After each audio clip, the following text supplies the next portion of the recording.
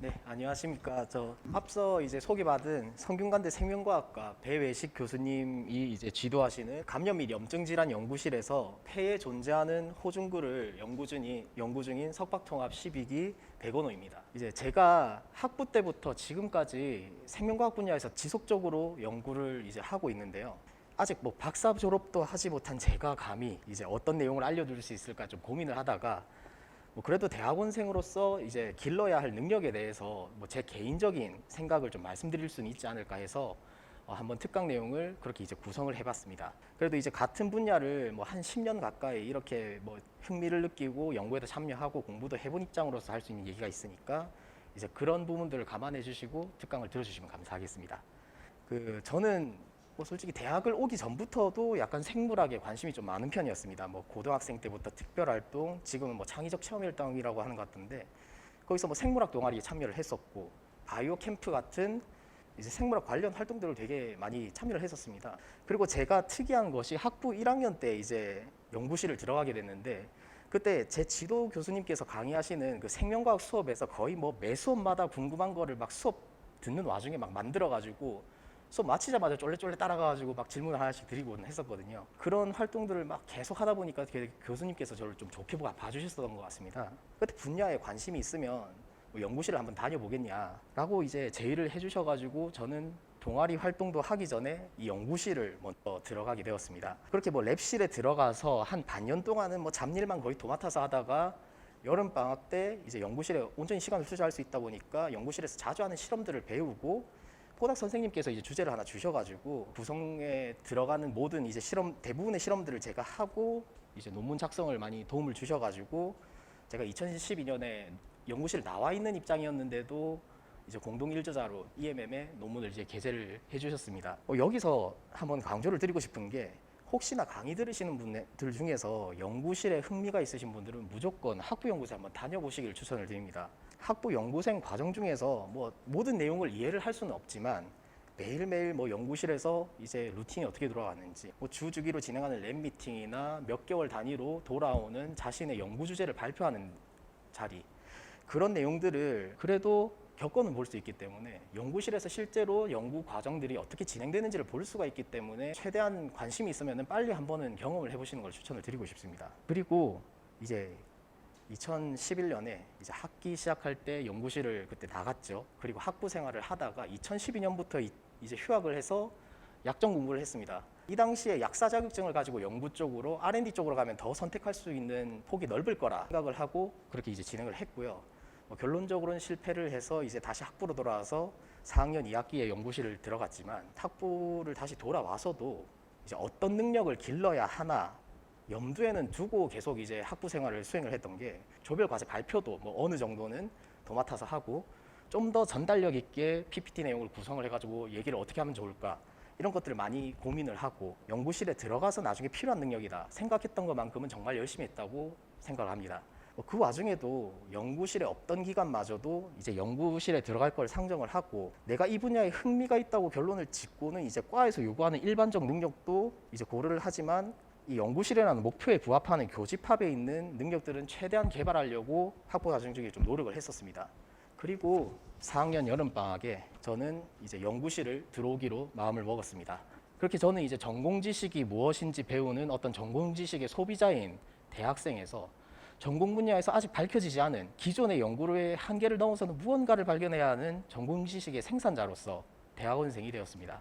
대학원에 들어오기 전에도 알아놓으면 좋을 것 같고 이제 입학한 지 얼마 되지 않은 분들에게도 한번 생각해 봤으면 하는 대학원에서 가장 필요한 내용을 딱 추려보니까 이 세 가지로 정리가 될 수 있을 것 같습니다. 먼저 현실 인식 능력을 꼽을 수가 있는데요. 정말 중요한 게 자신이 진행하고 있는 주제에 대해서 연구실 내에 있는 그 누구보다 잘 알아야 합니다. 심지어 교수님보다도요. 이 진행하고 있는 연구 주제가 지금까지 어떤 내용이 보고가 되어 있고 그 주제에서 중요하게 생각하는 특성, 어떤 문제가 존재하는지 그리고 제일 중요한 문제가 뭔지 파악을 하고 그런 문제들에 있어서 보고된 내용들의 한계는 뭔지를 파악하는 게 정말 중요하다고 생각합니다. 그리고 이런 거를 이제 알았다면 그걸 어떻게 밝힐 수 있는지도 알아야겠죠. 내가 어디까지 가능한지 그 역량을 파악하는 게 되게 중요합니다.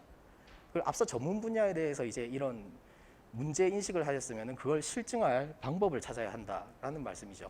그리고 이런 내용들을 파악하려면 당연히 논문을 엄청 많이 읽어야 됩니다. 그리고 이제 이런 툴들을 통해 가지고 내가 학습하고자 하는 어떤 논문들을 모았을 때 저 같은 경우에는 뭐 좀 참고할 만한 논문들을 찾으면은 이제 논문들만 따로 모으는 폴더를 아예 만들어 가지고 뭐 특정 주제 카테고리별로 논문들을 폴더로 정리를 해놓고 필요할 때 찾을 수 있게 뭐 파일명에도 약간 특정 키워드를 명시하는 등의 방법을 이용해서 이렇게 논문들을 정리해가지고 사용을 하고 있습니다. 두 번째로 말씀드릴 게 문제 해결 능력입니다. 어찌 보면 대학원 생활에서 가장 중요한 능력이라고도 할 수가 있는데요. 연구 주제에 대해서 파악하고 해야 할 실험을 알았으면 실험을 할 수 있는 한 바로바로 최대한 빨리 실험을 해봐야 연구를 진행을 할 수가 있겠죠. 그런 실험들을 수행하는 데 있어서 이제 정확하고 빠르게 진행하는 게 상당히 중요합니다. 좀 풀어서 얘기를 하자면 실험 과정 중에서 실수가 생길 수 있는 단계에서는 최대한 집중해서 오류를 줄이고, 그리고 그 와중에 금방금방 뭐 실수가 발생할 가능성이 낮은 빨리 진행할 수 있는 단계에서는 이제 빠르게 진행을 하면서 소요되는 시간을 단축하는 게 포인트라고 할 수 있습니다. 그리고 그런 과정을 대부분 이제 어떤 도제식으로 체득을 하는 연구실 특성상 사수 선배에게 이런 실험들을 배우는 게 대부분인데, 제발 진행 상황에 대해서 많은 질문을 하시고 많은 토론을 하세요. 물론 어느 정도 타이밍도 제야하고 너무 질문을 많이 해서 사수가 짜증날 수도 있는데, 그럼에도 불구하고 많은 질문을 하는 게 맞다고 생각합니다. 사수들은 대부분 이미 그 실험에서 많은 실수를 경험해보고 눈 감고도 그 실험을 할 수 있는 사람들일 가능성이 높아요. 그리고 내지는 새로운 실험을 세팅한다 하더라도 어느 부분에서 실수가 있을지를 어느 정도 예측을 할 수도 있을 거고요. 그러니 진행 상황에 대해서든 뭐 자신이 잘 모르겠는 부분이 있든 무조건 질문을 하고 디스커션을 하세요. 그리고 이런 연구 실험을 할 때 시간 안배를 정말 잘해서 진행을 해주셔야 됩니다. 뭐 코스웍을 수강하는 시간은 이제 의사와 관계없이 과에서 이제 정해져 가지고 고정이 되어 있을 거고, 뭐 거기에 맞춰서 30분 처리하고 50분 기다렸다가 30분 처리해서 확인하는 실험 같은 경우에는 이런 고정된 시간들을 피해 가지고 가능한 시간 동안 진행을 해줘야겠죠.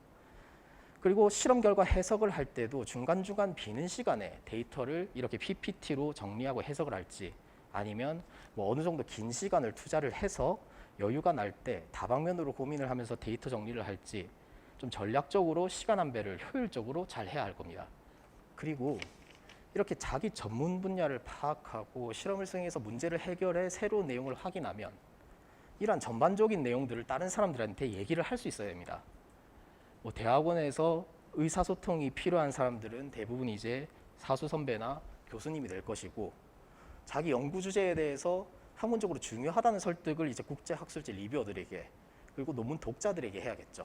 1차적으로 많이 논의하는 대상이 바로 이제 연구실 내에 사수 선배나 교수님이 되겠죠. 연구 주제에 대해서 이미 많은 시간을 들여 연구를 수행해본 사수 선배나 그런 사람들을 많이 키워보고 연구실을 운영하면서 노련한 판단력을 기르신 교수님들께 내가 처한 상황을 확실하게 인식을 시켜드리고 앞으로 나갈 방향에 대해서 조언을 받는 게 되게 중요합니다.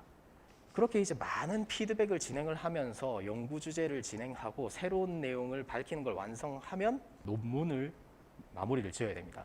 이런 설득을 어떻게 할지 내 발견의 배경이나 뒷받침할 만한 이미 확인된 내용들을 찾고 그걸 이제 어떻게 구성해서 보는 사람들을 잘 설득할지를 하려면 이미 우리 분야에서 나온 논문들을, 저명한 논문들을 확인하는 게 정말 중요한 작업입니다. 여러 많은 피인 용지수가 높거나 내주주와 밀접한 연구를 하고 있는 교수님들이 낸 논문들을 참고를 해서 일부 표현을 인용하고 개념들을 확보해서 논문을 쓴다면 이제 프로젝트가 마무리가 되겠네요. 저는 개인적으로 이 세 가지 능력이 대학원생에게 정말로 중요한 능력이라고 생각을 하고요. 그 연구실 내에서 교수님들과 선배님들과 연구실 구성원들과 많은 디스커션을 하면서 이제 키워나가야 할 능력이라고 생각을 합니다. 그리고 이런 능력들은 논문을 통해서도 상당히 많이 배울 수가 있어요. 현실 인식 능력은 논문의 인트로덕션에서 왜 이 실험을 했고 이 분야에서 어디까지 알려져 있는데 이 부분은 아직 미흡하다, 뭐 이런 내용, 그리고 그런 현실에서의 문제를 어떻게 해결했는지를 실험 결과에서, 그리고 되게 특이한 경우에는 메터리얼 메소드에서 이런 부분들을 고려해가지고 실험을 진행했다는 것도 참고를 하면 좋겠죠. 그리고 이것들이 왜 중요하고 정말 연구가 왜 필요한지 그런 것들을 설득하는 능력 같은 경우에는 논문의 디스커션에서 각 분야의 전문가들이 어떻게 논의하고 얘기하고 있는지를 상당히 많이 엿볼 수가 있습니다.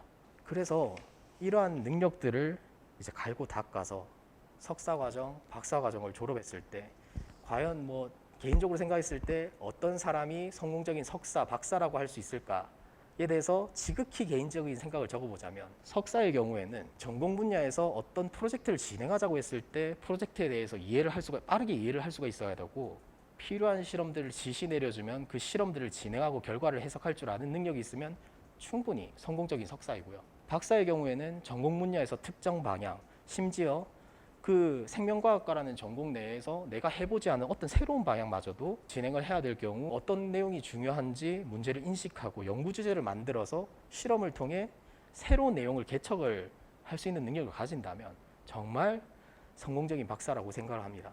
그래서 이제 제가 생각하기에 대학원에서 어떤 능력들을 쌓아야 되는지 한번 간단하게 특강으로 정리를 해보았습니다.